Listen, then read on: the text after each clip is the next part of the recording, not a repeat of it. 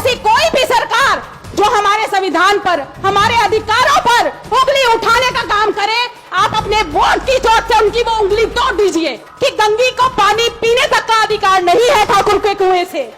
अगर ठाकुर के कुएं से हम इन बिस्लरी की बोतलों तक आज पहुंचे हैं तो वो पहुंच संविधान की देन है। प्रधानमंत्री मोदी जी कहते हैं कि मैं बीसी हूं, मैं ओबीसी हूं, मैं पिछड़ा वर्ग हूं। अगर आप ओबीसी पिछड़ा वर्ग अगर सच में है, अगर आपके माता पिता ओबीसी है, आपके दिल में ओबीसी के लिए प्रेम है, तो फिर जाति जनगणना के लिए क्यों आप आगे नहीं आ रही है? मोदी जी से मेरा प्रश्न है।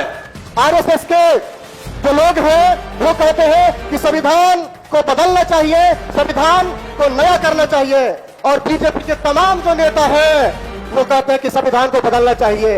इसका मतलब यह हुआ कि आने वाला समय, जो आने वाला चुनाव है, अगर ये भारतीय जनता पार्टी का सरकार बनता है तो निश्चित रूप से मान लीजिए कि आपका संविधान बदल दिया जाएगा।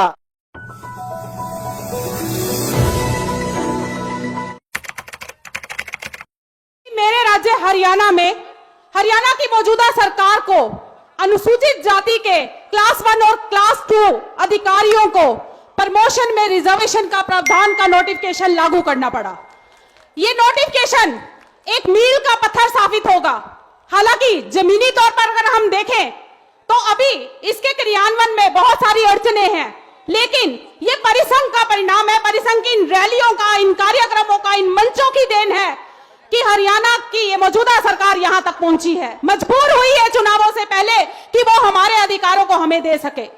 फिर साथियों, इस रामलीला मैदान में मौजूद आप सबको याद दिलाना चाहूंगी कि ये देश वही देश है जहां मुंशी प्रेमचंद्र ने ठाकुर का कुआं नाम की कहानी लिखी थी और बताया था कि गंगी को पानी पीने तक का अधिकार नहीं है ठाकुर के कुएं से।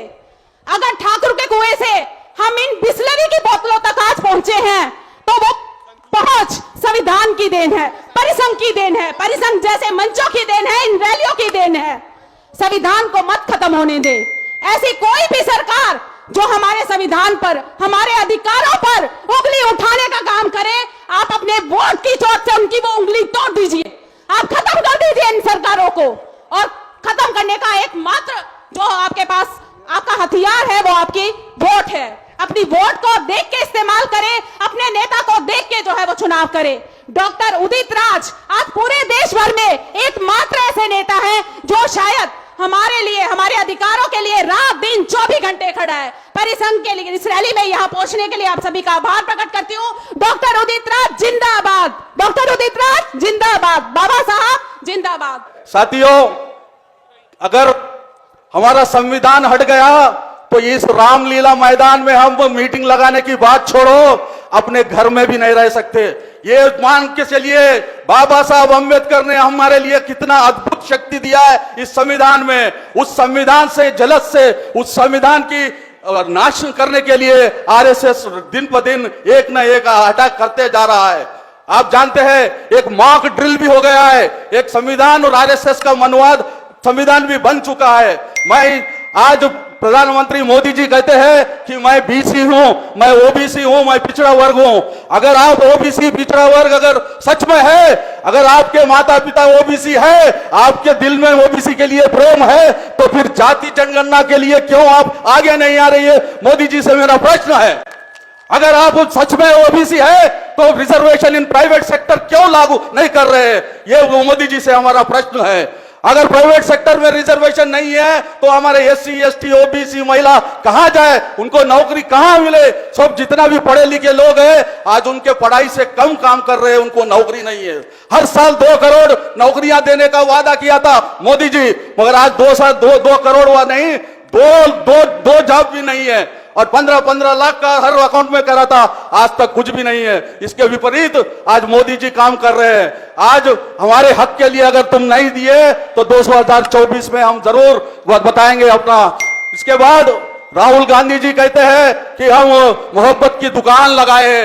राहुल गांधी जी से भी हमारा प्रश्न है, आपके मोहब्बत की दुकान में सिर्फ 56 इंच की बात होती है, करप्शन की बात होती है, अदानी की बात होती है, चाइना की बात होती है, मगर हमारी बात आपके मोहब्बत की दुकान में कहीं भी नहीं है। मैं पूछना चाह रहा हूं, ये नए पार्लियामेंट भवन जो बनाया है, उसको हमने कन्फेडरेशन ने अपनी ताकत में वीडी सावरकर का नाम लगाना चाह रही थी आरएसएस, मगर वो श्रेय केवल उदित राज जी को जाता है और कन्फेडरेशन को जाता है कि आज नए पार्लियामेंट का नाम वीडी सावरकर से रोक दिया गया है।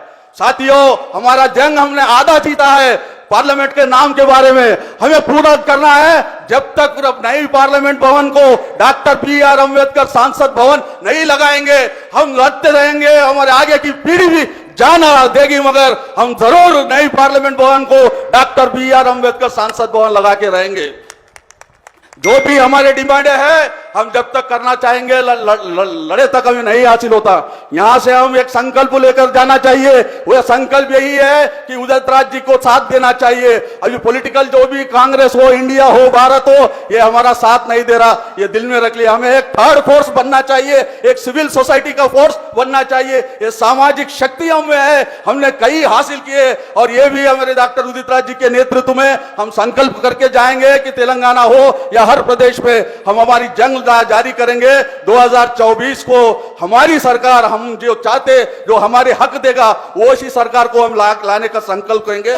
12 सालों में हमारा संविधान निरंतर खत्म किया जा रहा है। प्रधानमंत्री जी के आर्थिक सलाहकार कहते हैं कि संविधान को बदल देना चाहिए। आरएसएस के जो लोग हैं वो कहते हैं कि संविधान को बदलना चाहिए, संविधान को नया करना चाहिए, और बीजेपी के तमाम जो नेता हैं वो कहते हैं कि संविधान को बदलना चाहिए।